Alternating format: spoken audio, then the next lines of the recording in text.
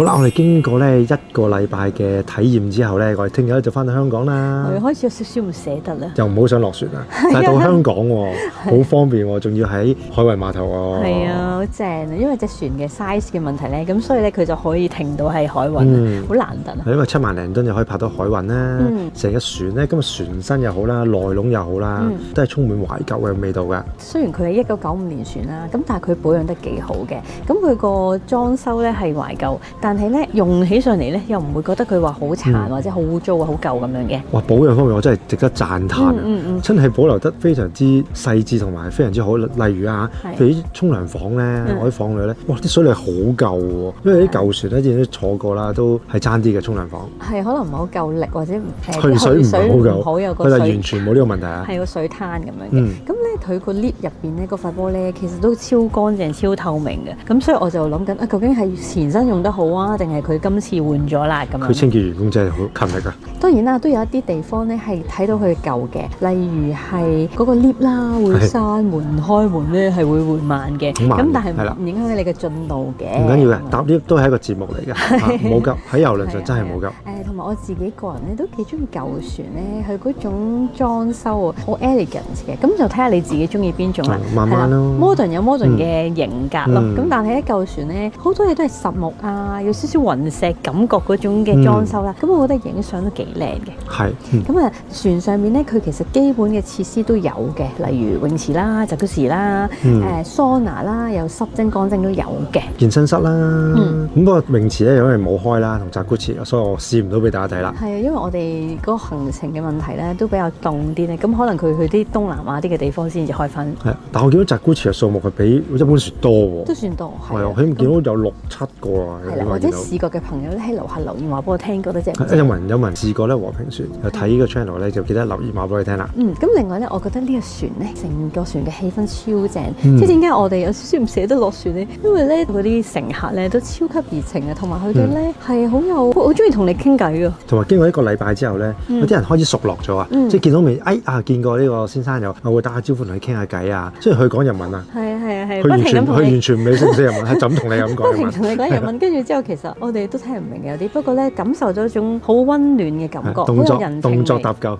所以咧，可能點解咁多人中意嘅船嘅原因咧，就係因為咧好容易同一啲唔識嘅人去熟絡啦。我哋咁短時間已經感覺到啦。如果你過住100日嘅話咧，咁應該係成隻船咧嗰千零人係變咗 friend 㗎啦。係，同埋我真係唔知係唔係啊？有啲好大年紀，但係一專環遊世界嗰啲咧，哇真係好有活力。我可以話俾你知，同之前我哋上 World Princess 嗰啲上咗年紀咧，真係慢慢行咗推輪椅去坐電瓶咧，係爭好遠㗎。始終可能因為佢哋諗住要環遊世界，所以都要體能嘅。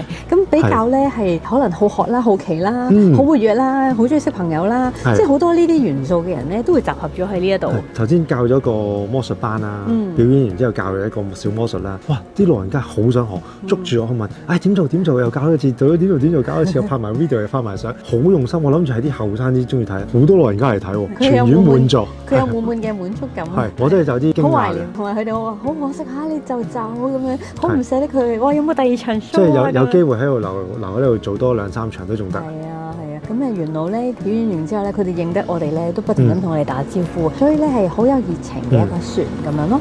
然後我哋講下食啦，因為所有人咧最擔心同埋最關注一樣嘢啊。咁咧呢架船上面咧，其實就有一個 buffet啦，就喺14樓嘅。另外咧主餐廳就有5樓同埋6樓。有時係食西式，有時食日式嘅。中午咧5樓咧就係食日式嘅。如果夜晚咧5樓咧就食西式嘅。而6樓咧就係食西式嘅。咁所以咧大家可以按翻你中意食邊一種餐咧，然後去選擇嘅。咁通常咧喺門口已經有個 demo，即係整埋個圖，唔係圖啊，係有個實物咁樣 demo 俾你，咁你可以睇埋餐牌，又或者睇個 demo 咧，跟住就決定食咩啦。咁啊早午晚3餐都有嘅嗰度。另外咧，亦都有啲簡單嘅room service 叫早餐咁樣嘅，你預先做一日咧，咁就寫定紙仔俾佢哋咧，都可以叫到嘅。係啦，咁另外喺8樓嗰度咧有 pizza bar 啦，呢個免費嘅。我哋好中意食嘅，嘢飲就要自己去俾錢啦。咁啊整體嚟講咧，我對今次嘅膳食我我覺得都滿意嘅。係同埋好適合亞洲人食啊。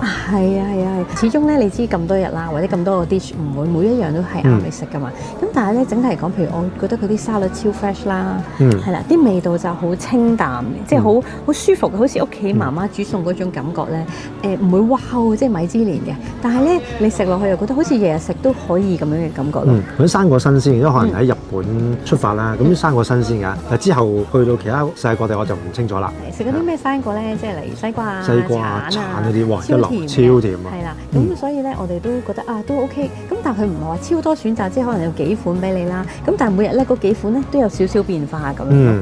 係啊，同埋我中意佢個麵豉湯同埋拉麵嗰啲咯，咁佢個湯底我幾中意。咁佢 buffet 度有飯食啦，咁好適合亞洲人，佢啲餸都好中式化嘅。而佢哋嘅調味唔會話好鹹嘅，即係有味道，但係唔會話好鹹咁樣。係啦，即係所以你帶爹哋媽咪啊，或者係即係上年紀，或者真係食唔慣西餐嘅咧，呢個船係會真係會多啲嘅。係啊係啊，因為我哋之前都試過上好多歐洲啊唔同嘅地方或者澳洲嘅船咁樣啦。咁有時就算我咧好中意食西餐嘅人，我都有一日突然間好想食個小籠包咁樣咯。係啊，咁所以咧，如果本身你都係好中意食亞洲嘢嘅話咧，咁呢個船咧就可能係你環遊世界嘅考慮啦。因為始終咧都100日嘅時間咧，你日日食西餐會唔會唔慣咧？係啦，咁如果多個亞洲嘢會唔會話舒服啲咧？咁樣特別係粥啊，係咪啊？係有粥食係啦，嗰啲都有。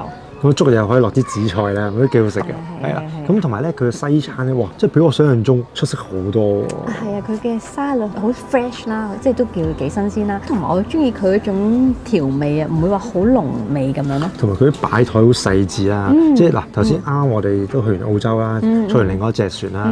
咁如果相比嚟講，呢隻船嘅西餐好食過。竟然係嘅，澳洲嗰隻。呢個係有少少驚喜嘅，因為我都聽講過有啲上過之前1、2次嘅，咁佢覺得今次又比上一次好，即係聽講啦嚇，咁佢哋其實都好用心咁想提升自己船上即係乘客嘅體驗啦，所以喺膳食方面咧都有啲改善嘅，例如有戒煙多士啦，幾開心，我每日都食一塊。唯一啦，即係可能有進步空間嘅咧，就個甜品啦。係啊係啊，如果相比其他船咧，我覺得甜品係我哋有時可以 skip 嘅地方，即係唔話一定要食嘅。咁但係咧有啲西式嘅船咧，佢嘅甜品係哇！你真係想食2件3件咁樣嘅，咁係啦，呢個就可以。咁同埋免費雪糕就得嗰2個鐘頭啦，如果長啲時間就好啲。唔係我唔中意食嘅vanilla。係啦係啦，唔好意思啊，對唔住 ，Peach Boat。不過可能啲船老人家多，就夜晚咧朝頭早就冇乜人食雪糕嘅。同埋都凍嘅，因為我哋嚟嘅時候其實講緊係10度10零度嘅時間。可能佢有啲咁嘅考量，就所以就 set 中間2點至4點先有雪糕食啦。係啦，唔好嬲啊，記住。雖然呢隻船今次即係都係佢哋邀請我哋上嚟啦，咁但係我哋都想盡量俾大家明白我哋嘅真實體驗，我哋用個用家嘅方向去睇，係啱，即係覺得好正嘅，就會話俾大家聽啦。而可以提升嘅地方咧，咁亦都希望佢哋可以聽到啦，跟住慢慢去改善咁樣咯。仲有酒水咧，雖然因為100日啦，就冇可能買呢個任飲 package 㗎啦，都唔知收你幾多錢。咁但係咧，佢啲酒水絕對唔貴。相對係幾合理嘅，即係例如可能你飲汽水咁樣，你買咧就係250 yen 咁樣，係啦，除非你堂食咧就貴啲啦，可能500幾 yen 咁樣啦，咁你就可以睇翻個餐牌。另外啲酒都唔貴啊，啲 sake 都可能係幾十蚊、100蚊已經有得飲㗎啦。譬如我哋去300蚊嗰啲，去街食嗰個壽司收費餐廳，咁就有啲1000 yen，有啲1500 yen嘅，咁就一支仔300ml咁樣咯。咁你喺出邊食嗰啲叫做回轉壽司之類，可能都係差唔多價錢嘅。係咁，同埋咧，哇，Kai 呢間咧真係比我想象中就係好食嘅喎。唔錯嘅，係啊，收費餐廳。咁你話係咪好抵咧？唔抵㗎嚇，因為船上嘅收費係相對出面一定係貴啲嘅。最貴都8000 yen，即係大約400蚊到啦。有大拖羅食嘅，有海膽食嘅。一定喺日本落地食抵啲㗎啦。咁但喺船上竟然咧可以做到一個我都保鮮得唔錯嘅壽司，我有啲驚訝嘅。因為上次有一次我哋去日本嗰隻船都係有日本壽司食，我已經覺得 OK 嘅。咁但係呢隻就更加好食。同我咧成日都話上船就唔使食日本嘢嘅，因為你都知佢哋真係始終放咗喺度會好耐，唔會話你即刻燙即刻食㗎嘛。咁但係我估唔到都 keep 得幾好，竟然係可以唔錯嘅水準咁樣咯。你出望外呢個。另外夜晚咧喺 buffet 度咧有個居酒屋嘅。哦，幾有趣。其實就喺 buffet 嘅嗰隔離間咗個位。係啦。咁佢就可以食譬如章魚小丸子啦，啊，我都覺得幾 OK。呢個選址係又係幾十蚊幾得意喎咁樣咯，係啊，跟住串燒我哋朋友最中意食嘅枝豆，枝豆係都幾得意嘅。而家有啲涼咯，如果有啲天氣好啲嘅時候咧，即係冇咁凍咧，其實坐出邊咧喺泳池邊都幾好。飲住 sake 咁樣咧，哇，真係一流啊！咁整體嚟講啦，成個船上面嘅膳食咧，我哋係滿意嘅，選擇唔係勁多，咁但係咧每一樣咧，你都 feel 到佢好用心、好細緻咁樣咯，同埋味道就我覺得幾符合亞洲人嘅口味，同埋選擇都多咁樣咯。亞洲嘅選擇啊，咁總款式唔多嘅，同埋咧我成日覺得咧喺度食飯嘅咧，可能大家咧都攞個托盤咧，有少少似翻去學校大學咧，大學學堂咁樣啊，翻去係啊食飯，跟住買自己筆嘢食啊咁樣係啦。食之外咧，活動都好緊要噶嘛，係咪？係咁咧，佢就唔會話有啲勁刺激嘅設施嘅，咁但係咧就好多自主嘅活動啦，又或者咧係呢度咧有啲叫guest educator 噶嘛，咁佢哋本身咧都係一啲學者啊，或者係某一啲好有文化嘅修養嘅人嘅，咁佢哋會分享唔同嘅嘢嘅。咁100日裏面咧，咁佢就會唔同時段咧就有啲 class 俾你上咁樣嘅。咁我都覺得呢個幾得意嘅。如果對於日本文化好有興趣啊，或者本身真係好中意學嘢嘅人，其實非常之啱咯。仲有咧有一個朋友好中意嘅就係樂器啊，有個朝頭早有個 section 咧19幾隊，即係咧全部風琴啊、電子琴啊、二胡啊，真係乜嘢都大合奏喺度。係啦，佢每人有一個 corner 喺度練習咁樣咯。好得意啊！有個音樂廣場啦，有個時段，咁都好嘅，因為你集中晒嗰個時段，喺嗰個位置就玩音樂啦。咁你就唔會係突然間有個人又喺個大堂度自己喺度拉小提琴啊，突然間又喺個食堂嗰度做啊，咁就唔會騷擾到其他人啦。咁都幾好，同埋佢哋咁喺度文化交流咯，自己喺度 jam 歌都唔定嘅。係啊，所以咧，如果咧你自己好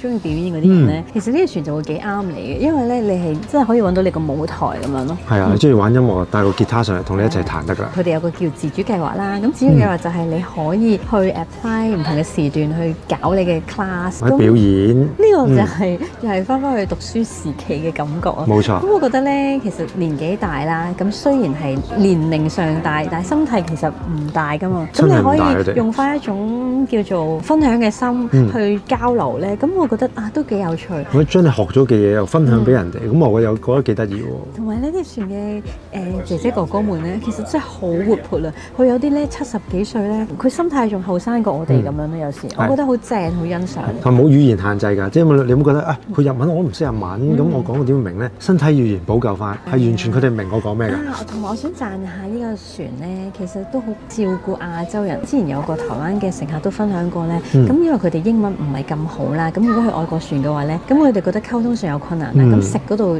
已經好啲啦。咁另外就係語言啦，呢一船咧佢印嗰啲 leaflet 啦，各樣好多資料咧，其實都有日啦、韓啦、中文啦同埋英文嘅。咁甚至乎咧有啲大嘅 show 啊，或者一啲活動咧，佢廣播咧，佢都會包含晒呢幾個語言。係，所以聽廣播聽4轉啦。係如果佢有時唔想咁拖時間嘅話咧，咁可能佢主要日文，然後咧就大家聽用嗰個同聲傳譯嘅機，然後咧就可以同步咁樣去吸收個資訊咯。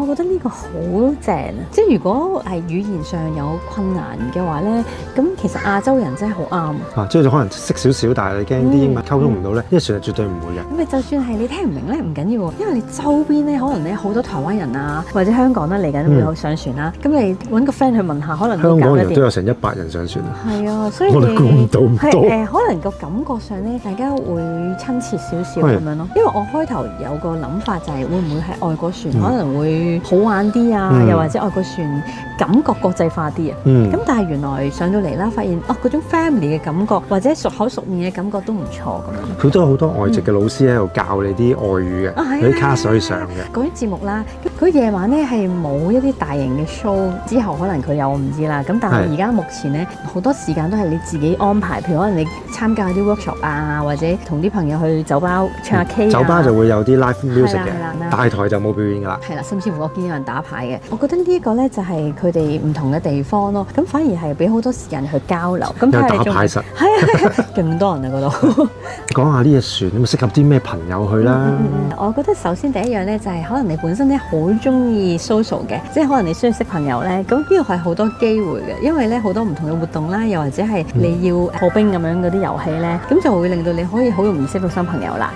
就算你真係哇好靜嘅喎，上呢個船得唔得啊？我話咧無時無刻我見到啲人咧靜靜地坐喺角落頭度睇書。Iron 好啱喎，因為咧我見到好多咧喺度睇書之餘咧喺度刺繡啦，喺度折紙織冷衫啦，跟住一個人嘅活動又有，或者一 group 人嘅兩三個人嘅喺度又又得。咁同埋咧，我見到佢哋有時成班一齊咧喺度研究下下一個 point 我應該去邊咁樣。要開始商量下一次嗰個落地嘅行程咁樣，好忙好忙。咁同埋咧都100日啦，我覺得咧你最好一次 set 個 target 俾自己，例如100日學好日文嘅，咁呢隻船啱你啦。如果你中意日文，你船度你任何捉住一個人就去學日文，因為有路有亂嘅喺度。或者好似學跳舞啦，佢哋有啲咩 Salsa 啊，有好多唔同嘅workshop 噶嘛。譬如朝頭早學太極咁樣咧，咁其實咧你都可以 set 個目標去 achieve 一下。因為有啲係請翻啲導師咧，佢會不停咁開班嘅，係咁你可以不停去上，不停去上。由第一日唔識，學到第10日識少少，20日識多，去到第100日你應該識㗎啦。因為我開頭都有個 concern 都諗緊，其實100日真係好似好耐，好難過咁樣嘅。咁但係我因為同佢哋傾過好多次偈啦，聽佢哋講原來都好忙好豐富嘅，所以我諗都係睇翻你自己係咩性格啦，同埋你點樣去安排時間咯。